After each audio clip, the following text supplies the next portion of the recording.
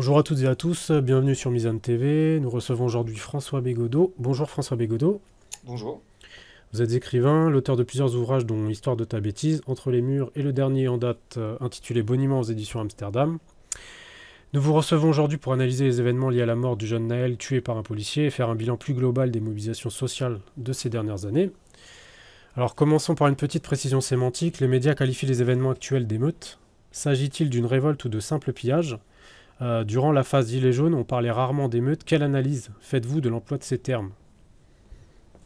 Alors, il faut que je commence par préciser que nous avons convenu de cet entretien avant les émeutes, avant ce qu'on appelle émeutes, et que donc c'est pas ce qui m'a décidé à vous dire oui pour cet entretien.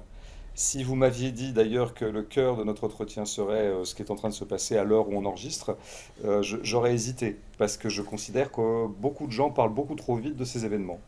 Au moment où ils ont lieu, ça fait une semaine que le pauvre Naël est mort, quelque chose comme une semaine, oui. Et puis beaucoup de choses ont succédé à cette mort, beaucoup d'événements, enfin de faits, de péripéties.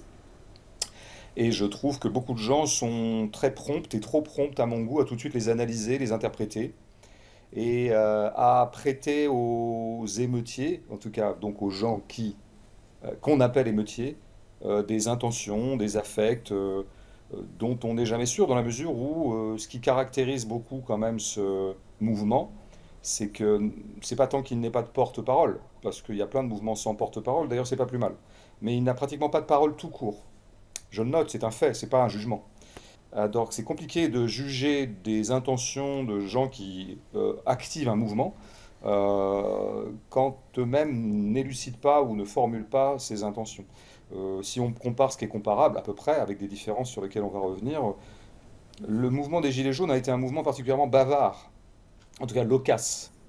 Je dis ça de façon neutre. Pourquoi? Parce qu'il s'est beaucoup servi de ce qui est un instrument maintenant tout à fait contemporain, à savoir les réseaux, quoi. Hein, le Facebook notamment, d'ailleurs, Facebook était très important dans la... Alors là, les réseaux, visiblement, sont très importants pour se réunir, pour fixer les réunions dans tel ou tel point, mais ce ne sont pas des modes d'expression. En tout cas, j'ai pas vu des choses comme ça. Donc je le note. Donc je pense que ça rend compliqué. Moi, quand je veux juger les soulèvements de la Terre, par exemple, bah, j'écoute ce qu'ils disent. Je vois ce qu'ils font, puis j'écoute ce qu'ils disent. Et ce qu'ils disent est intéressant, enfin, je veux dire, permet d'élucider quelles sont au moins leurs intentions, qu'est-ce qui les meut, qu'est-ce qui les active, etc. Là, c'est plus compliqué. Je trouve que c'est toujours on pêche toujours par surinterprétation que de parler à la place de ceux qui font. Moi, j'ai pas envie de parler à la place de ceux qui font. C'est une politique que j'essaie d'avoir depuis très très longtemps. Je trouve que c'est compliqué. Alors, on voit bien qu'il y a un duel d'interprétation, et de fait, du coup, j'en viendrai au mot émeute. Évidemment, la droite ou les forces réactionnaires ou conservatrices ou bourgeoises s'empressent d'affliger ou d'affubler de tout un tas de noms d'oiseaux les gens qui font ce qu'ils font actuellement, qui sont dans la rue, toutes les nuits ou tous les jours même. Et donc ça va du racisme caractérisé, hein, les sauvages, les barbares, les racailles, un racisme plus doux, ou en tout cas, ou à une pauvrophobie ou une prolophobie un peu plus soft et voilà, un peu plus condescendante, je dirais. Mais de l'autre côté, il y a évidemment davantage de bienveillance, je vois, du côté des forces un peu progressistes ou de gauche, ou on les appelle comme on veut. Et en même temps, je pense qu'il y a parfois aussi une précipitation dans l'interprétation. Je veux dire, il y a des gens qui affirment absolument que nous avons affaire à un mouvement politique. Moi, je n'en suis pas convaincu. Je ne dis pas que je suis convaincu du contraire. Je dis que je ne suis pas convaincu actuellement qu'on ait véritablement affaire à un mouvement politique. C'est compliqué pour un mouvement d'être politique quand il n'y a pas de prise de parole. C'est très compliqué. Je ne vois pas comment un mouvement puisse véritablement obtenir une consistance politique, ce qui ne veut pas dire d'être tout de suite dans des élaborations théoriques très sophistiquées. Hein. Je pense qu'en l'occurrence, il y a des choses très très simples. Hein.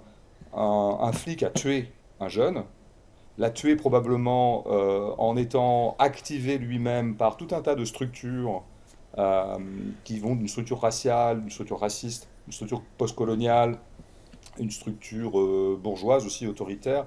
C'est ça qui produit ce geste, avec tout un tas d'autres facteurs. Donc c'est un fait marquant et qu'il est assez facile de politiser en s'en prenant à la violence systémique de la police, au racisme systémique de la police française. Il y a plein de choses comme ça. Ces choses-là ne sont pas complètement énoncées. Elles l'ont été, je dirais, le jour de la marche pour Naël, la marche qui s'est appelée Blanche, je crois, mais qui était déjà très comment dire, qui était aussi une marche de colère, où il n'y avait pas cette espèce de suspens de la colère qu'il y a d'habitude dans les marches blanches. Donc là, il y avait quelque chose. Ça, c'était un rassemblement politique, vraiment. Et j'ai entendu des choses. Et il y avait des slogans, et il y avait des pancartes, et il y avait des gens qui réclamaient des choses. Par la suite, on s'est senti. C'était une marche globalement assez plutôt calme, en fait. Moi, Oui, j'y étais, et oui, oui. il y avait de tout, hein, des jeunes, des étudiants, de tout. Mais il y avait aussi un peu de colère, vu que la mère de famille a perdu son fils. Mm. Et donc, il y avait certaines populations qui, au passage, par exemple, devant la préfecture, étaient un peu, on va dire, certains voulaient en découdre. Mais le service d'ordre a justement séparé tout ça, a voulu respecter ce moment-là. Il y a eu quand même des échauffourées, j'ai vu, avec des gaz lacrymogènes et des rixes avec la police. On sentait une colère, mais en même temps, il y avait quand même une forme Il y avait quand même du calme, ce qui Ouais. n'était pas le cas le soir, hein. Mais Ouais. ça, j'ai bien vu. J'ai des copains qui y étaient, et qui m'ont raconté, puis j'ai vu un peu les images quand même en long et en large, parce que ça a été quand même filmé sous tous les angles. Donc j'ai bien vu qu'il y avait ce mélange d'émotions, de recueillement et de colère, et ça me paraissait très bien. Enfin, je veux dire, ça me paraissait très juste par rapport à ce dont il était question. Après, on est rentré dans une phase un peu d'un autre ordre, même si c'était parfaitement en continuité, qui était plutôt de l'ordre de ce qui s'est passé pendant les nuits, dans tout un tas, dans énormément de villes de France, avec des dégradations, des incendies de bagnoles, des affrontements avec la police, des affrontements avec les CRS, et puis voilà tout ce qu'on a vu depuis 3-4 jours, qui semble un tout petit peu retomber, mais enfin à l'heure où on parle, je ne sais pas du tout ce qui va en être. Peut-être que ça va reprendre, je ne sais pas. Ça, c'est d'un autre ordre, et c'est là qu'on a affaire à quelque chose qui du coup ne parle plus. Voilà. J'en prends acte, c'est très important. Je veux dire, il faut quand même vraiment noter ça. C'est tout à fait inédit. Et c'était déjà le cas en 2005 d'ailleurs. C'était un mouvement qui n'avait pas de parole. Alors on pouvait entendre des bribes, des choses comme ça, évidemment qu'on choperait des trucs comme ça. Alors voilà, je pense que le mouvement deviendra véritablement un mouvement politique à partir du moment quand même, je peux dire, je veux pas surtout qu'il s'organise comme on doit organiser un mouvement, il n'y a pas de mode d'emploi du mouvement, et j'ai rien à dire. Mais par contre, je crois qu'à mon sens, véritablement, il prendra sa consistance politique en se donnant des objectifs un peu clairs, qui pourraient être par exemple le retrait de la loi Cazeneuve de 2017, sur la légitime défense en gros. Ça pourrait être un point de cristallisation de la lutte tout à fait net, clair et précis, et sur lequel je pense qu'on pourrait tout à fait avoir l'opinion avec nous. Et puis d'autres choses plus systémiques, ça permettrait d'avoir enfin, ce qui est déjà le cas, mais ça permet de parler, de reparler à nouveau, mais d'aller toujours un peu plus loin dans l'analyse du problème structurel de la police française, en Est-ce que l'occurrence. vous interprétez le fait qu'il n'y ait pas de voix politique sur ces mouvements-là par le fait que ce soit plus des populations jeunes? Non, je sais pas. Moi, je pense que oui, effectivement, ce que tout le monde constate, c'est qu'il semblerait qu'il y ait une moyenne d'âge plutôt jeune, notamment par rapport à 2005. Bon, après, c'est pas parce qu'on a de 14 à 18 ans qu'on peut pas articuler des trucs, hein. Donc, je pense que s'il y avait volonté de leur part de véritablement se politiser et manifester la consistance politique de ce qu'ils sont en train de faire, eh bien, je veux dire, ils sauraient trouver les mots. Ou en tout cas, certains parmi eux sauraient trouver les mots, comme dans tout mouvement. Donc voilà, il faut s'interroger là-dessus, pourquoi cette parole n'émerge pas. Mais peut-être qu'elle va émerger, hein, peut-être que le mouvement va se, acquérir peu à peu sa consistance politique, parce que pour l'instant, on est dans les prémices d'un mouvement politique. On n'est pas, pour moi, bon, sachant que je crois que, quoi qu'on pense de ce qui se passe pendant les nuits depuis une semaine, il est évident que je pense que ça a eu quand même l'effet, moi je ne juge pas du tout ni dans un sens ni dans l'autre, je laisse ça aux chaînes d'infos et autres éditorialistes. Il se passe ce qui se passe, et on en pense qu'on en pense. Le fait objectif est que ça a pris la place de ce qui était le problème de base, qui était le problème de la police, et notamment du rapport de ce que fait la police dans les quartiers populaires, depuis des décennies en France, avec tout un tas de morts qui jalonnent cette histoire-là. C'est un peu dommage, parce que du coup on s'est mis à beaucoup parler de la chronique sempiternelle des pillages ou je sais pas quoi, des supermarchés enfoncés. Aujourd'hui, à l'heure où je parle, on est plutôt en boucle sur le maire de Haye-les-Roses dont le jardin a été, comment dire, oui, il y a une voiture bélier, enfin tout le monde est au courant, je ne pourrais pas de détailler. C'est dommage, c'est dommage. D'un point de vue tactique, s'il s'agissait vraiment de mettre en avant et de pointer véritablement la question structurelle de la police et de son racisme structurel, entre autres écueils, c'est raté. Là, on peut dire qu'objectivement, ce qui se passe dans les nuits depuis 5 jours nous fait perdre des points par rapport à cette occasion certes tragique, mais occasion quand même qu'on avait, je dis on parce que je m'associe totalement de ce point de vue-là, de vraiment dire, braquer la lampe d'interrogatoire, si je puis dire, ou la retourner en l'occurrence, sur la police. C'est raté. Mais peut-être que ça va revenir. Mais c'est sûr que je crois que là, il y a quelque chose qu'on se doit de relever. Alors je termine par ce par quoi j'aurais dû commencer. Le mot émeute, bon, moi je le disais d'ailleurs dans ce livre que j'avais écrit avec des copains, avec deux copains en 2006, et donc qui parlait un peu des dites déjà émeutes de banlieue de 2005, on parlait déjà d'émeutes, et j'avais fait un texte que j'ai retrouvé là récemment, enfin qu'une amie a exhumé, sur le mot émeute, justement, où j'étais allé voir dans le dictionnaire ce que ça voulait dire. Et en fait, on peut lui faire dire un peu tout, quoi. C'est-à-dire, c'est pas forcément un mot péjoratif. Alors, il n'est pas faux. Ça, je crois qu'effectivement, on l'a peu entendu au moment des Gilets jaunes. Il faudrait peut-être voir quand même le jour du fameux, le jour de l'Arc de Triomphe, c'est-à-dire en Mm. décembre 2018, le 8 décembre 2018 ou un truc comme ça. Est-ce que le mot émeute n'a pas été prononcé? Je sais pas. Il faudrait vraiment être très très clair sur la documentation. Mais il est tout à fait possible que dans l'usage du mot émeute accolé systématiquement à ce qui émane de la banlieue, il y ait en sous-jacence une sorte de racisme, comme il y a du racisme quand on parle d'ensauvagement, bien sûr. Et autres termes de cet ordre-là. Donc bien sûr que les jeunes des quartiers populaires, de toute façon, partent toujours avec des points négatifs et avec tout un tas de clichés sur eux et de représentations a priori qui sont postcoloniales, quoi, et d'un autre ordre aussi, ou tout simplement racistes. Où j'y insiste aussi prolophobe, parce que je pense que ce que subissent les jeunes de banlieue dans l'image, c'est ce qu'ont subi toujours les classes populaires, avec évidemment une valeur ajoutée, ou plutôt le contraire d'une valeur ajoutée, qui est qu'il y a le phénomène racial, enfin la donne raciale ou la variable raciale dans l'affaire, ce qui n'arrange pas leur cas auprès de certaines populations sous-chiennes.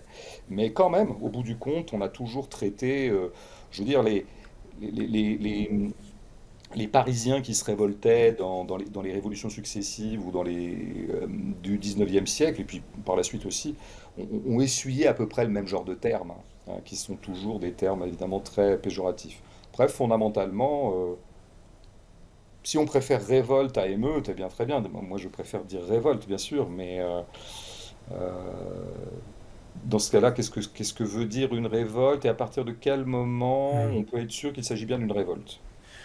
Bon, pour rebondir sur ce que vous disiez sur la loi Cazeneuve, la Fernel a remis au centre des débats cette loi donc de 2017 autorisant les policiers à faire usage de leur arme à feu dans le cadre d'un refus d'obtempérer. Cette loi n'a-t-elle pas institutionnalisé la commission d'exécution arbitraire? La République a-t-elle réintroduit la peine de mort? Bah, ça, c'est un peu une formule. Bon, moi, j'accepte le principe des formules quand on veut essayer de marquer le coup rhétoriquement et de trouver des mots à la hauteur de la gravité de la situation. Donc, j'accepte le principe de la formule. Après, si je veux exercer ma rigueur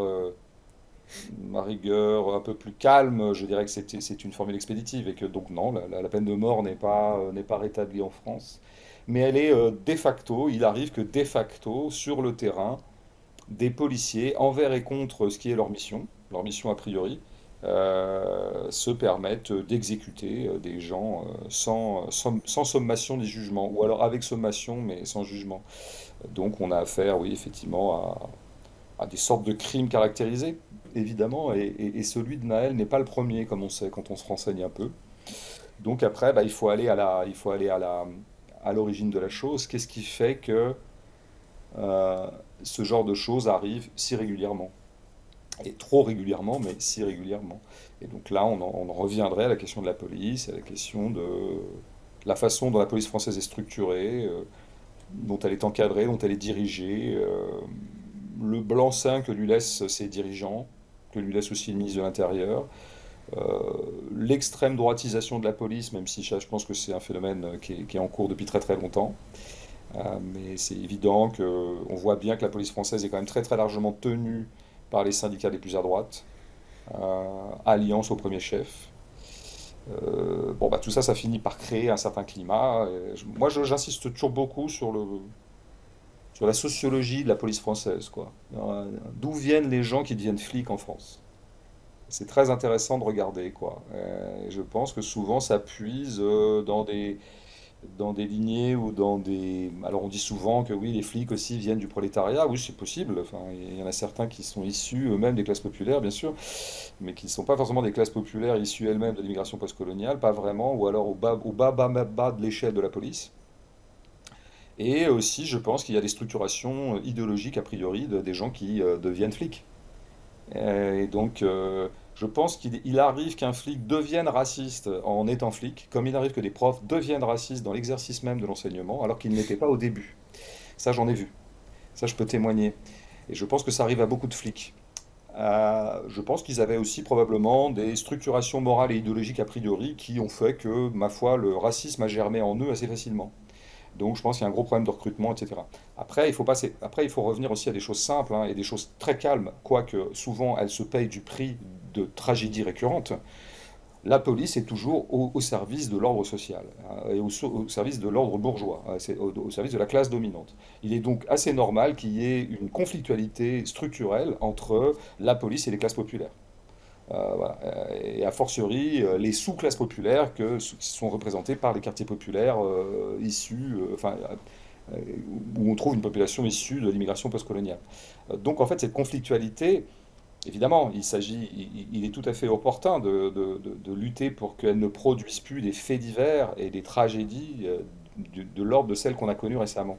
Mais je veux dire, il ne faut pas se mentir. Je veux dire, tant qu'il y a un ordre social bourgeois, il y aura une police pour défendre cet ordre social, laquelle police sera prioritairement requise pour neutraliser les classes populaires, et notamment neutraliser les classes populaires les plus rétives, les plus réfractaires, les plus agitées. Alors en ce moment, bah, c'est quoi? C'est les gauchistes, c'est les écologistes radicaux, et puis c'est les racailles, pour prendre le terme consacré.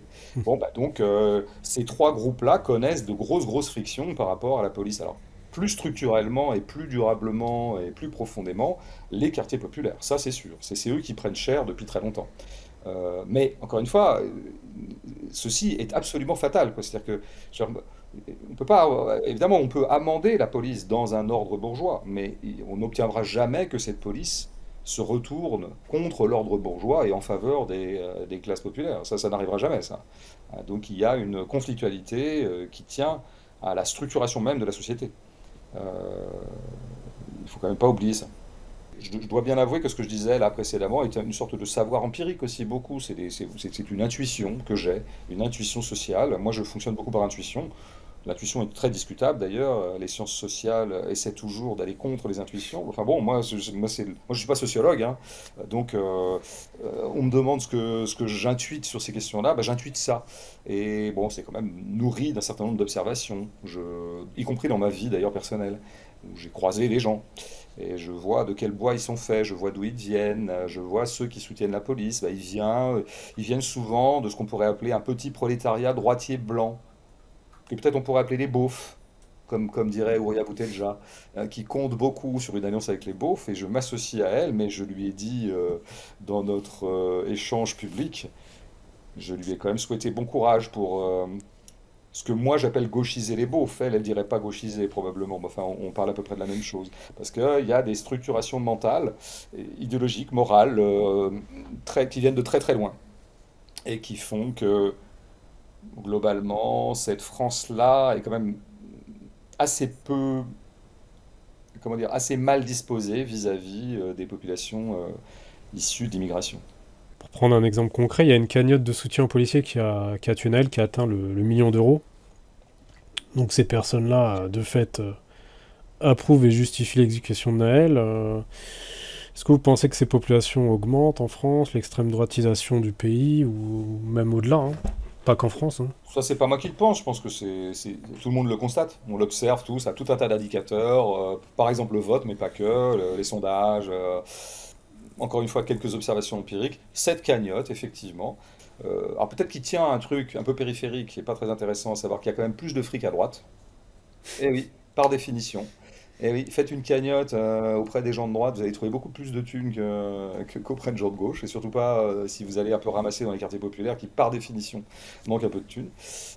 Mais hélas, c'est pas la seule raison. Hélas, c'est que je crois que on voit bien que Bon, de toute façon, moi, je fréquente des gens comme ça, enfin, qui ne sont pas forcément mes amis, mais on en connaît tous, puis on voit bien, on a tous ça autour de nous. Des gens qui, depuis 5 6 jours, ont totalement oublié la mort de Naël et ne voient plus que des sauvages en train de piller des magasins. Et en plus, enfoncer des maisons, des jardins de maires, violenter des élus, etc., etc., etc. Donc, ils voient plus que ça, et donc ça crée effectivement des réflexes d'ordre, et donc, je pense tout de suite aller se porter au secours de ce pauvre policier euh, qui a commis, qui a eu la faiblesse de tirer à bout portant sur un jeune de 17 ans qui avait refusé d'obtempérer. Bah oui, voilà, on en est là. Il y a des gens qui se racontent cette histoire-là. Alors, je dois bien avouer que, d'une certaine manière, je me suis dit, au soir de la mort de Naël, je me suis dit, j'étais triste, vraiment, comme tout le monde, et choqué. Et j'espère que beaucoup de gens l'ont été quand même, y compris des gens qui idéologiquement ne seraient pas disposés à avoir de la sympathie pour ces jeunes gens. Et là, on avait, comment dire, là, pardon, je vais être un peu froid dans l'analyse, une fois passé l'expression de cette émotion, on avait une occasion en or. Et à ce moment-là, on a 15 points d'avance. 15 points d'avance idéologique. Et je crois que ce qui se passe depuis une semaine nous a fait perdre des points. Voilà. Donc après, on peut continuer à dire que ce qui se passe toutes les nuits, c'est la colère, c'est la révolte, c'est normal, il faut soutenir ces jeunes. Ok, moi je veux bien, moi je suis pas du genre père fouettard qui va aller demander à la télé que les mamans et les papas rameutent ces jeunes gens et les punissent. C'est pas du tout mon tempérament. Je vois assez froidement et d'un point de vue presque stratégique que les points idéologiques ont été perdus. Voilà. Pour rebondir là-dessus, malgré une mobilisation massive sur la question des retraites, là je parle d'un autre sujet, hein, mais ça va être lié, on va le voir. La loi est passée à coup de 49.3, on assiste donc aussi à la dissolution d'associations, comme vous le disiez, écologiques, de gauche, musulmanes aussi. Sommes-nous sortis de la République? Comment le qualifieriez-vous le régime politique sur lequel nous vivons? Là, c'est pareil, pour moi, il y a toujours deux façons de voir les choses. De façon un peu contingente, on peut dire qu'on a effectivement un durcissement autoritaire. Mais pour moi, ça ne fait jamais que durcir des choses qui sont déjà là. Je veux dire, disparition de la République, ouais, mais la République, au sens presque strict de République, a-t-elle jamais existé? Ce serait ça la vraie question. Moi, je considère que nous ne sommes pas en démocratie, et ce depuis 1871 et la création de la Troisième République, qui est en gros, pour moi, vraiment le moment où se structurent nos institutions telles qu'on les connaît encore maintenant, avec évidemment des variables. Bon, après, il y a la Cinquième République qui a quand même été écrite pour et par presque un général qui venait de faire un coup d'État. Donc ça partait mal pour la République, quoi. Et ben un général qui par ailleurs avait une structuration fondamentalement monarchiste maurassienne. Bon, et je ne dis pas que De Gaulle était monarchiste maurassien, enfin quand même il était très largement structuré comme ça. Ce que je veux dire, c'est qu'il n'était pas le meilleur client pour concevoir une république digne de ce nom. Et donc, on sait bien que le Parlement, sous la Cinquième République, a jamais eu énormément de pouvoir. Il en a de moins en moins pour des faits voilà, de révision de constitution et de réagencement des élections, etc., etc. Tout le monde sait ça.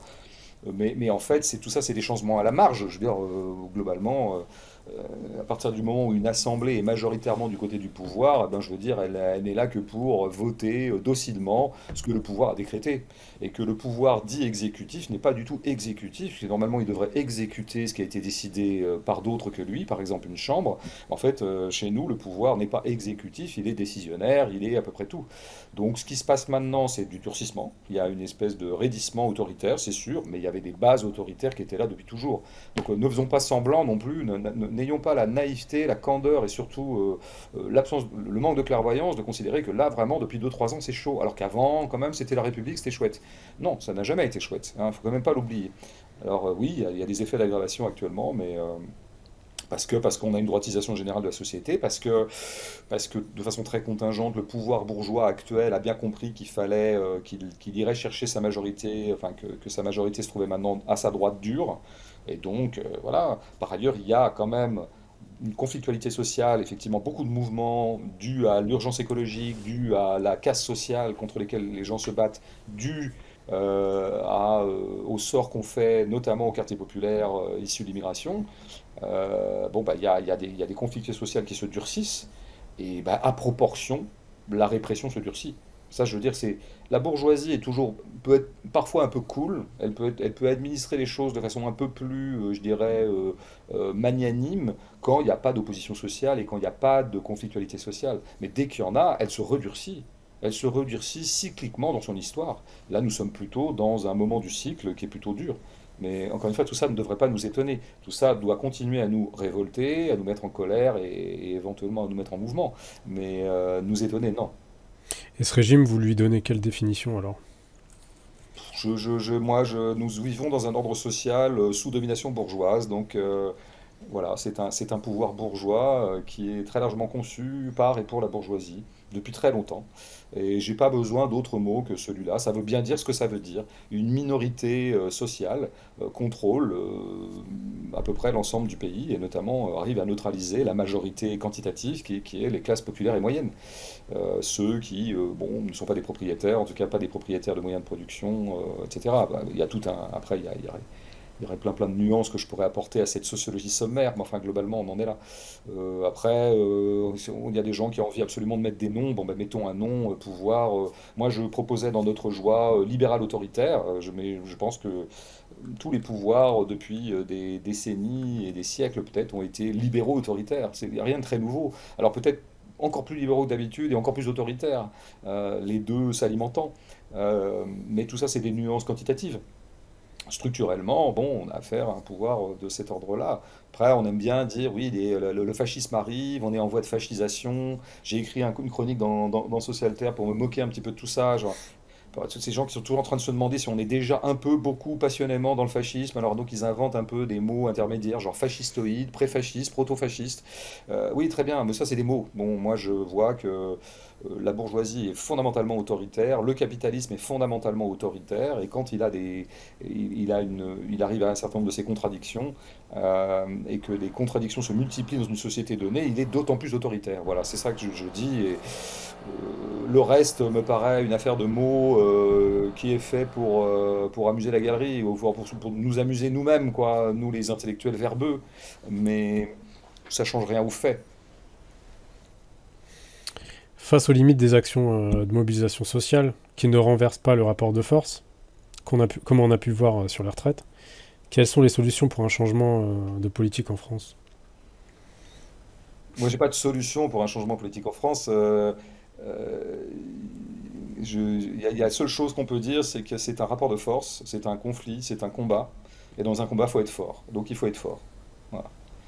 Il faut être fort, ça veut dire qu'il faut être nombreux, il faut être organisé, il faut être intelligent, il faut être clairvoyant, il faut être marrant, il faut être séduisant, il faut être tout ça. Il faut être fort. Après, si la force est avec nous, beaucoup de choses pourront s'inventer. Pour terminer, est-ce que le pacifisme a un avenir politique en France, dans les Le, mobilisations sociales? Est-ce le que quoi? le pacifisme a un avenir politique dans les mobilisations sociales? Bah, je sais pas ce que ça veut dire pacifisme. Qu'est-ce que ça veut dire pacifisme? Ça veut dire ne pas attaquer les personnes? Ou ça veut dire, ça englobe même ne pas attaquer les biens? Oui, c'est ça, c'est en gros pas de dégradation. Bon, je crois que de toute façon, il n'y a pas beaucoup de gens qui, actuellement, dans les forces contestataires, quelles qu'elles soient, tiendraient bec et ongle à ce que vous définissez comme le pacifisme, à savoir vraiment le truc super cool. Dans l'écologie, je pense qu'il y a quand même de plus en plus de gens qui sont ralliés à l'idée que bah, il faut saboter, ce qu'ils appellent désarmer, et à juste titre d'ailleurs, c'est une très très belle trouvaille, je trouve, à la fois rhétorique et tactique. Et pas seulement rhétorique et tactique, d'ailleurs, je trouve que c'est très juste en fait d'appeler ça désarmer. Voilà une trouvaille. Ouais. Moi j'aime bien quand des mouvements comme ça ont des trouvailles linguistiques qui correspondent à une intelligibilité du réel, quoi, une nouvelle intelligence du réel, une compréhension de la réalité. Là où on parlait jadis de sabotage, maintenant on parle de désarmement. Pour bien montrer qu'en fait on ne fait que, par exemple, les méga-bassines sont des armes, hein. Elles détruisent du vivant. Et donc ce sont des armes. Donc en fait, empêcher les méga-bassines de fonctionner, les saboter comme on aurait dit jadis, c'est les désarmer. C'est très bien parce qu'en plus c'est aussi un mot qui fait sans doute un peu moins peur à la populace qu'il s'agit encore de convertir. Bon, donc à tous égards, c'est vraiment une trouvaille. Mais Donc il y a dans l'écologie, de toute façon, je vois bien une radicalisation en cours qui fait qu'on n'a plus du tout, tout le monde est absolument convaincu qu'il faut s'attaquer au bien déjà, dégrader, voilà, ce que j'appelais désarmer. Je crois que c'est aussi le cas dans les révoltes sociales pures, enfin dans les révoltes sociales classiques, par exemple le mouvement contre la réforme des retraites. Et je crois que les jeunes de banlieue nous font la démonstration actuelle qu'ils n'ont pas énormément de scrupules à s'attaquer au bien. Donc je crois que la question se pose plus. Il y a un moment, effectivement, il y a un niveau de conflictualité qui fait que, à partir du moment où vous avez un pouvoir de propriétaire qui veut absolument rien lâcher sur sa propriété, hein, pour le dire comme ça, à partir du moment où vous avez des marchands qui veulent absolument tout marchandiser et qui sont absolument réfractaires à toutes les forces qui s'opposent à la marchandisation du monde, il y a une conflictualité très très brutale qui se met en place et qui évidemment produit de la casse. Et que rien ne se passera sans casse, pour revenir pour parodier ou paraphraser un célèbre proverbe ou un adage. Donc voilà, moi j'ai pas de problème avec ça. Après le niveau, après je pense qu'il faut toujours aussi voir que la violence, comment dire, on l'analyse toujours comme pratiquement un problème moral. Est-ce que tu es prêt à recourir à la violence pour arriver à tes fins politiques? En gros, c'est souvent dans ces termes-là que la question de la violence est posée.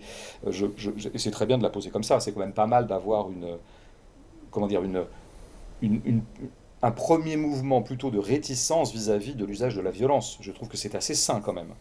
On pose un peu moins la question, je trouve, en termes purement tactiques, stratégiques. C'est-à-dire, faut-il recourir à la violence pour inverser le rapport de force? Et dans l'état actuel du rapport de force, sommes-nous capables d'une violence qui permette de le renverser? Donc par exemple, prenons l'exemple actuel nous avons affaire à des violences actuellement, des violences sur les biens qui sont, bon voilà, tout ce qu'on voit depuis 4 ou 5 jours, et que réprouve la bourgeoisie à grands cris. Évidemment, surtout quand on s'attaque aux boutiques. Alors ça, c'est une image cauchemardesque pour les boutiquiers qui sont au pouvoir. Mais bon, moi, je ne veux pas statuer sur la réticence morale que j'aurais par rapport à ces actes-là. Comment dire, dans ma hiérarchie morale, de m'émouvoir pour des boutiques enfoncées n'arrive pas en premier. Euh, c'est pas anodin non plus. Il y a des gens à qui ça fait du mal, il y a des gens qui se trouvent bien dans la peine, et peut-être aussi des gens des quartiers eux-mêmes. Ok, tout ça a été dit. Mais moi, la question que je me pose, c'est dans quelle mesure cette violence est efficace pour obtenir quelque chose de politique. Voilà. Ça, c'est la vraie question. Est-ce que stratégiquement, c'est une bonne option? Si jamais stratégie il y a, hein, il y a stratégie quand il y a une finalité. Est-ce qu'il y a finalité? Elle ne s'énonce pas, donc je ne peux pas juger à la place des gens. La finalité n'est pas formulée. Mais en admettant qu'il y en ait une, d'abord, quelle serait-elle? Et deuxièmement, est-ce que les violences qu'on connaît actuellement sont une bonne stratégie, comme de jouer en 4-3-3 est une bonne stratégie pour une équipe qui veut gagner la Champions League? Voilà, finalité Champions League, tactique ou stratégie, les deux peuvent être interchangeables, en tout cas dans mon esprit. 4-3-3, est-ce que c'est une bonne stratégie? Est-ce que Voilà. vous avez des exemples historiques, ou qui soient en France ou à l'étranger, de tactiques qui aient fonctionné en Bah, je veux partie? dire, il y a eu tout au long de l'histoire des mouvements sociaux, des mouvements d'émancipation qui ont abouti. C'était arrivé quand même, parfois très ponctuellement, parfois pour obtenir des choses un peu ponctuelles, parfois pour carrément renverser un État, carrément renverser un ordre. Il me semble que c'est l'exemple qui me vient, peut-être par induction du contexte dans lequel je m'exprime actuellement. Il me semble que dans les luttes d'indépendance des années 50-60, et par exemple en Algérie, il y a eu un recours à la violence, il y a eu le choix de la violence de la part des Algériens. Bien sûr, pour répondre, bien sûr, d'abord à la violence coloniale qu'ils subissaient, et Là, puis c'est de l'autodéfense. C'est comme vous me disiez par rapport bien au sûr. mouvement écologique. Mais pour moi, c'est toujours de l'autodéfense. Mhm. L'ordre social est violent, donc évidemment, la violence des mouvements populaires sera toujours de l'autodéfense. Mais dans quelle mesure cette violence est-elle une bonne stratégie dans un contexte donné? Et dans quelle mesure est-ce qu'elle est efficace? Est-ce qu'elle permet d'obtenir ce qu'on visait? C'est une vraie question. Moi, j'ai des doutes sur le fait que les violences qu'on connaît actuellement puissent obtenir quoi que ce soit. J'ai des doutes. Après, peut-être que après-demain me contredira. Et qu'il y aura abrogation de la loi de 2017, peut-être, à force de pillage, à force d'émeutes, de révoltes, de tout ça, de Par exemple, en casse. 2005, qu'est-ce qui a été obtenu? Eh ben rien, Hmm. voilà, bah c'est tout. CQFD, bon, il y a eu, je pense que Ravalement de façade, non, quand même? Juste ça, quoi. Ah oui, peut-être, oui, tout à fait, sans doute, oui. Mm. Bon, enfin, après, Mm. ils ont passé aussi beaucoup de thunes à réparer ce qui avait été cassé. Non, non, il s'est pas Mm. passé grand-chose. Après, je pense que la séquence n'est jamais inutile. Moi, encore une fois, je pense que la mort de Naël et des rassemblements qui s'en seraient suivis et qui auraient vraiment fait un focus sur les violences policières, sur les violences systémiques de la police et sur cette loi de 2017, par exemple, hein, comme encore une fois, point de cristallisation, ça, c'était un mouvement fort et à mon avis gagnant. Gagnant. Parce que vraiment, encore une fois, on avait des points d'avance. Quoi, vous Là, pensez que plusieurs manifestations auraient pu bien faire sûr. changer Ouais, ouais, ouais, parce l'État? que je pense que Hmm. beaucoup de gens se seraient joints à ces manifestations, moi le premier. Et ouais, oui, parce que la cause était absolument défendable. La cause, elle était, je veux dire, voilà, de toute évidence, c'est un meurtre caractérisé. Point, quoi. Et en plus, il est tellement symptomatique de certaines pratiques systémiques de la police que vraiment, il y avait un boulevard politique. Et vraiment, il y avait quelque chose à faire. Peut-être encore maintenant, mais on a perdu du temps pour moi depuis une semaine. Je trouve, en tant qu'analyse presque stratégique, et non pas morale ou quoi que ce soit, qu'on a perdu du temps, qu'on a perdu l'avance que je décrivais. Donc en Donc là, vous 2005, pensez que ça peut même se retourner? ah bah, là, pour l'instant, en l'état, ça se retourne. Ça, c'est sûr. Je veux dire que Je veux dire, globalement, l'État va utiliser ça pour justement bien encore sûr. plus... Mais hmm, évidemment, bien sûr, pour hmm. justifier toujours plus d'autorité, toujours plus de durcissement, toujours plus de lois d'exception. Et puis par ailleurs, il a la population avec lui. Enfin, en gros, la majorité silencieuse, comme on dit, ce qui est une catégorie sociologique un peu incertaine, mais quand même. Bien sûr, il sait qu'il a les gens apeurés derrière lui, puisque les gens sont apeurés depuis 3-4 jours. Ils n'aiment pas ça, globalement, la majorité, quoi. Donc non, non, bien sûr que là, c'est plutôt contre-productif. Le seul intérêt de ce genre de séquence, et c'était le cas en 2005, c'est que ça met quand même un moment, pendant le mois qu'avaient duré les émeutes de 2005, je ne sais pas si les émeutes en cours seront aussi longues, pardon d'utiliser le mot émeute, hein, mais je l'utilise parce qu'il est pratique. Euh, C'était que ça avait mis quand même comment dire, la focale sur les banlieues. Donc on en avait beaucoup parlé. Il y avait eu beaucoup d'articles sur la question, il y a eu beaucoup de recherches. Ça, une séquence comme ça permet toujours quand même comment dire, de mettre en avant un certain nombre de réalités. Et nous devenons tous beaucoup mieux documentés sur une réalité grâce à ce genre comment dire, de séquences événementielles ou de condensation événementielle. Ça a cet intérêt-là. Maintenant, dans le rapport de force général, non, là, je ne vois pas ce qui pourrait en ressortir pour l'instant en l'état, à l'heure où je parle, d'émancipateur. Très bien. C'est la fin de cet entretien. Merci François Bégodeau. Ben, merci à vous. Merci d'avoir répondu à nos questions. Alors n'hésitez pas à liker, partager cette vidéo, à vous abonner, à activer la notification. À très bientôt sur Mizone TV.